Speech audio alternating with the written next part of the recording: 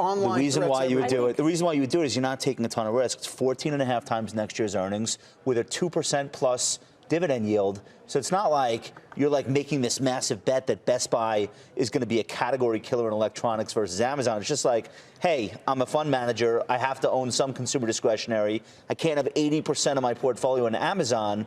Best Buy's working too. I'll own some of that. And I think the idea that they would have had to take significant market share gains from both smaller players and larger players over the last couple of years to have been successful has proven to be inaccurate. I think they can kind of hold their own on share, and any additional market share that they garner would actually be an upside to this sort of base case here. So you wouldn't buy a Target, you wouldn't buy a Walmart, you wouldn't buy a Costco, you wouldn't buy a Best Buy. Is that what you're saying? You are correct. Now let me be very clear here. I'm not saying short these stocks. That's not what I'm saying. But I'm saying at the multiples, and in particular, Josh, you just pointed out the multiple on this, okay? I don't look at that and say, yeah, I've got to be in this. And I don't care I'm sure. I don't care if it's an offset for holding too much Amazon, which is that's a valid point. My point is there's nothing compelling to make me buy this right here. What about not saying short it. I'm just saying I'm not interested. What about the condition of the consumer? The consumer is fine, but not great, okay? Not great. We didn't have a blowout fourth quarter earnings season. You can raise your eyebrows. It wasn't a blowout fourth quarter earnings season. The consumer is not great? The consumer is fine. The consumer is not going crazy here. The consumer is fine, but not great. And also, you pointed this out, and it needs to be emphasized. You want to be in retailers, get in at the end of the third quarter going into the fourth quarter. That's where these companies make money. That's where the stocks make money. Joe just gave you so much side eye. I thought his head was going to go around like an owl. Is that in addition to mine? Well, yours was just straight up. All right, so you know what, guys? We're making a market.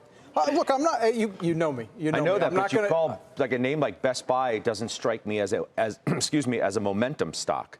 I mean, there's a reason why the stock is well, it's done that because it's done well. Statistically, it's a momentum stock, but it's not like really. In the purest sense of a momentum name, Best Buy isn't normally at the top or near the top of my list. It has momentum, but it's not a momentum exactly, stock. yes. Well, why has it had momentum? Because it's proven itself to be one of the retailers that's not disintermediated. Relative strength is off You made this the point, and you made it, I thought, well, and I didn't quite counter it earlier this week on Tesla, because we had a disagreement of similar nature. I said it's momentum. You said the fundamentals support it. Let me clarify. No, I said it was both. It was a mania, and it was only acting the way it was based on improving fundamentals in the view of those who are buying the stock. The fundamentals define a turn, okay? The fundamentals defined where this stock, Best Buy, bottomed. Where it has gone over the last few weeks is momentum. It's not based on the fundamentals. The fundamentals were known months ago. That's my point. Fundamentals do define a turn, and they justify a turn.